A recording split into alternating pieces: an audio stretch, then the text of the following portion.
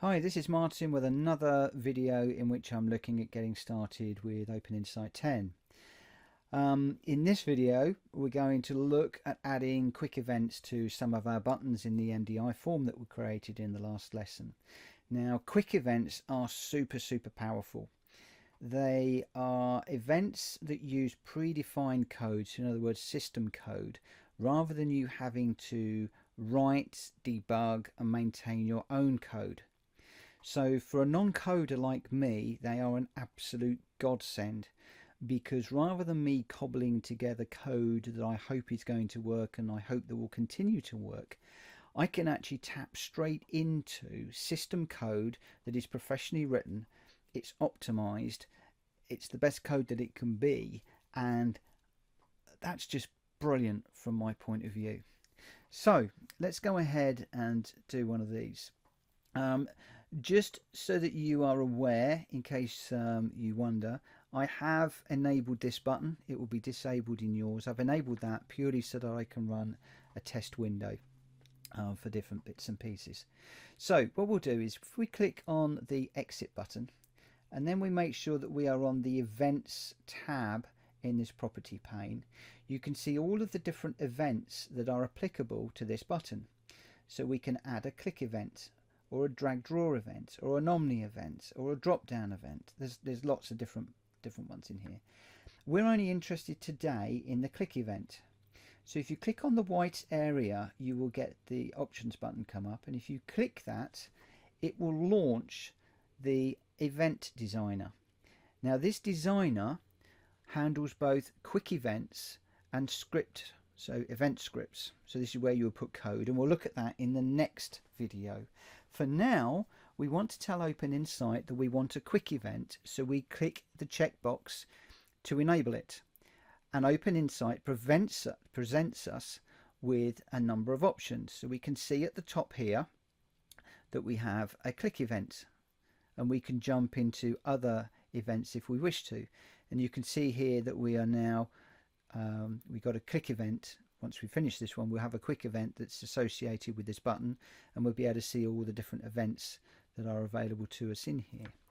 So under options, very quickly, we can go into here and we can say that we want to close the window.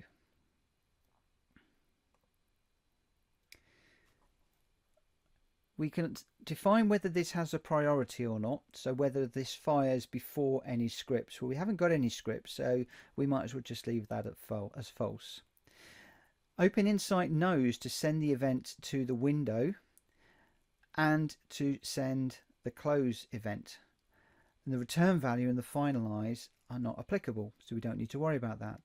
So if we do a save and close, you can see that it's updated the MDI button, click event at the bottom here, and that was successful. Now if we test run the form and I bring in a form that we're working on, but I close, it will exit out of the application for me very nicely in all of the windows that I had open.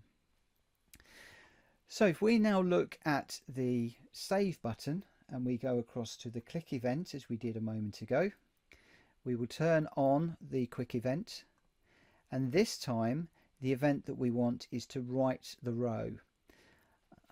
It's the same as saving and writing is exactly the same thing, but in multi-value speak we write the data to the database, so it's write the row. Again, I'm going to leave the priority as false, and OpenInsight sets all of the applicable prompts for me. So we're going to send an event to the window and it's going to be write. However, in this instance, we need to send the event to the MDI child. So what we need to do is change it to general, and in here we will send an event to the MDI active,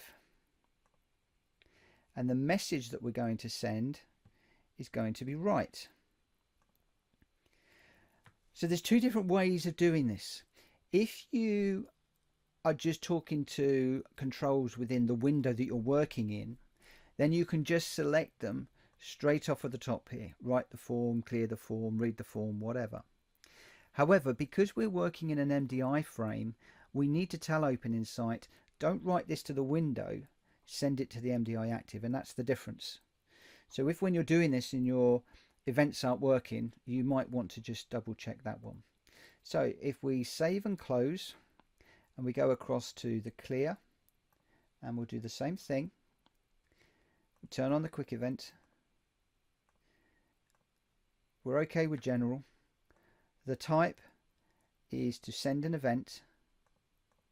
We're going to send it to the MDI active window, and on this one we are going to clear the form. There's a whole load of different events that we can pass in here. This saves lots and lots and lots of code.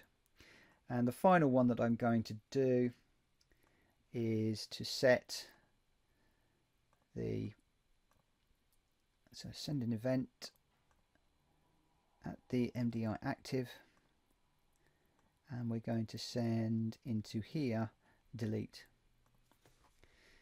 and we are save and close. Now I can't really overly prove that these are working to you at the moment because we haven't got a form that's created with data aware controls. But if I put 1, 2, 3 in this edit line, and then we go into the clear record, then you can see that that has passed that code to the form here, and it's cleared the form for us. If I did save, it would attempt to save to the database. If we did delete, then it would delete the record. And obviously there's no record there to interact with, so we can't do that. So that's using quick events at their most easiest. So remember, quick events can act against your window, so the same window that the button is embedded in, or it can work against MDI children. And then for some of these other buttons, so for the cut, copy and paste, in the next lesson we're going to look at using scripts. The print button would probably be a script. And then when we look at QBF buttons in the lesson about QBF buttons, we're probably going to have a mix of scripts and quick events, because we're going to have the quick event which will run the QBF functionality, but we'll have a script that's going to manage the state of the button. So you'll then be able to see how you can mix between the two. So this was a very quick introduction to quick events, and if you want to know more, then check out Andrew's video.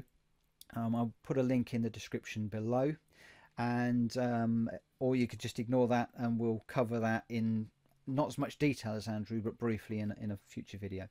Thanks for watching today, and please catch my next video in which we're going to be looking at adding scripts to our buttons. Thanks very much. Take care. Bye bye.